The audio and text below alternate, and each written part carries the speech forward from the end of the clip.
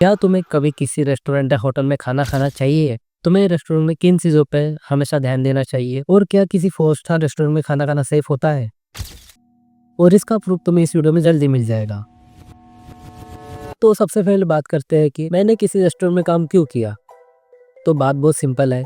मुझे अपना YouTube channel start करना था और उसके लिए मुझे पैसों की ज़रूरत थी।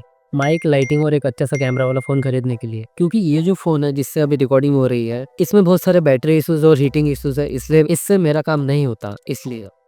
और अब मुझे पैसों की ज़रूरत थी, तो मुझे कोई काम चाहिए था, तो मैंने वो ढूँढना शुरू कर दिया। तो मुझे याद आया कि मेरा एक दोस्त रेस्टोरेंट में काम करता है, उसका नाम अभी के लिए हम रोहित रख देते हैं। तो रोहित उस 4 स्टार रेस्टोरेंट में पार्ट टाइम वेटरशिप करता था, मतलब टेबल पे खाना लाना, सर्व वगैरह करना वो सब। तो मैंने उससे कॉन्टेक्ट किया और कहा कि भाई मुझे जॉब की ज़रूरत है, तेरे यहाँ वैकेंसी खाली है क्या? तो उसने कहा खाली है और कहा कि कल आ जाओ। तो मैं अगले दिन चला गया और मुझे जॉब मिल भी गई।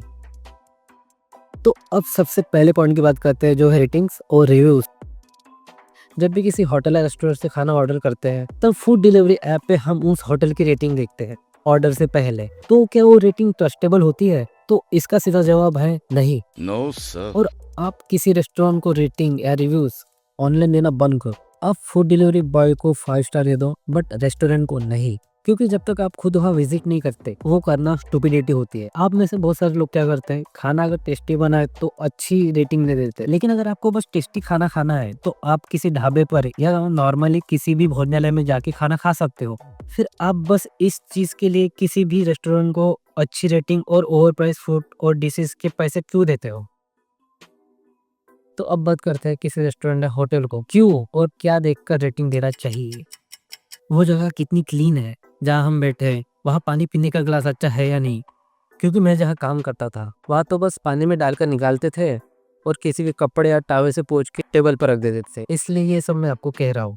दूसरा पॉइंट, ट्राई करो कि वहाँ का बाथरूम और वॉशरूम क्लीन है या नहीं, ये देख सको। क्योंकि ये देखो, ये फुटेज उस 4 स्टार रेस्टोरेंट के जहाँ मैं काम करता था और जहाँ से मैंने वीडियो रिकॉर्डिंग स्टार्ट किए, वहाँ पे बर्तन धोए जाते थे उस रेस्टोरेंट के। तो तुम्हें वहाँ के मैनेजमेंट का आइडिया लग जाएगा, क्योंकि किचन के पास ही मोस्ट ऑफ द टाइम बर्तन धोने की जगह होती किसी भी रेस्टोरेंट या होटल में। Don't parcel food. अगर रेस्टोरेंट में खाना खाते हो और बचा हुआ खाना पार्सल कराते हो, तो ये करना बंद कर दो। क्योंकि इन सब्जियों की जो ग्रेवी होती है वो हफ्ते में एक बार बनती है, और जब तक वो पूरी तरह खत्म होने पे नहीं आ जाती, ये लोग दूसरी कभी नहीं बनाते। और जब तक ग्रेवी पूरी खत्म होने पे नहीं आ जाती, तब तक ये लोग उसे इस्तेमाल करते ही रहते हैं। फिर वो 1 हफ्ते में खत्म हो या 2 हफ्ते में, इन्हें फर्क नहीं पड़ता। और किसी भी ग्रेवी के लिए 3-4 दिन से ज्यादा नहीं होती, और ये लोग 1 हफ्ते से ज्यादा दिनों तक ये यूज करते हैं। तो डोंट पार्सल फूड। वहाँ खाना है, खा के खत्म करो, घर पे लेके मत आओ।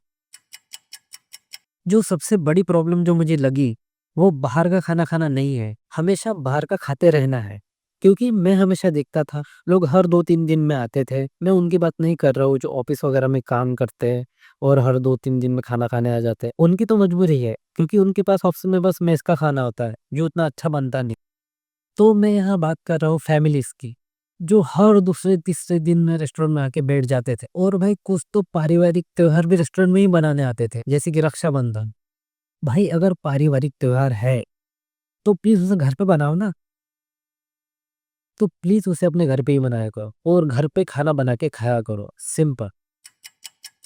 तो अब बात करते हैं मेरे पर्सनल एक्सपीरियंस की। वो तो बहुत ही बुरा था, मुझे कभी छुट्टी नहीं मिलती थी, मतलब छुट्टी वाले दिन भी छुट्टी नहीं मिलती थी। जैसे कि कृष्णा जन्माष्टमी के दिन, जिस दिन दही हंडी होती है, उस दिन भी छुट्टी नहीं थी, जबकि वहाँ के पूरे दुकान बंद थे, पूरे के पूरे। हो सकता है कि तुम्हें ये रीजन थोड़ा बेकार लग रहा हो, तो अब अगला रीजन सुन लो। तो अगला रीजन है रक्षाबंधन के दिन छुट्टी ना देना।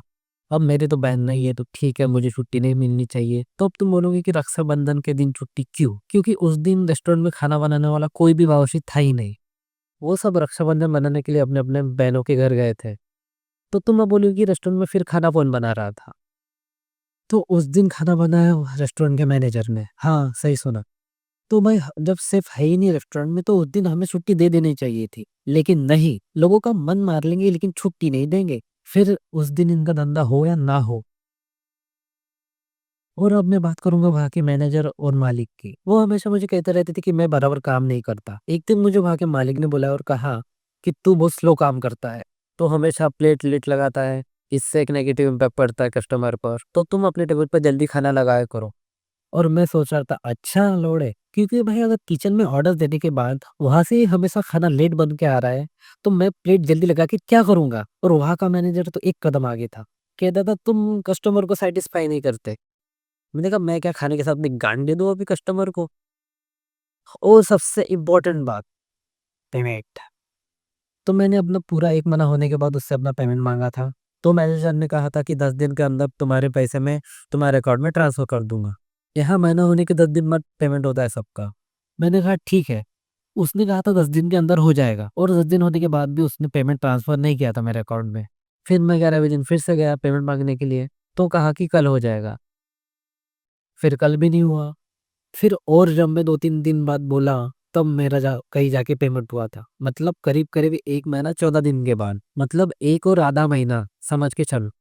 और मैंने 2 महीने बाद कहा कि मैं जॉब छोड़ रहा हूँ मैनेजर को, तो उसने कहा कि एक बार मालिक से बात कर लो। तो वहाँ के मैनेजर ने मालिक को बताया, तो और वो दोनों लोग मुझे फ़ोर्स करने लग गए कि तुम ये जॉब नहीं छोड़ सकते, तुम्हें 1 महीना और करना ही पड़ेगा। मैंने भी वहाँ झगड़ा किया और ज़बरदस्ती वो जॉब छोड़ दी और अपना पेमेंट भी ले लिया। तो मिलते हैं अगली वीडियो में। बाय।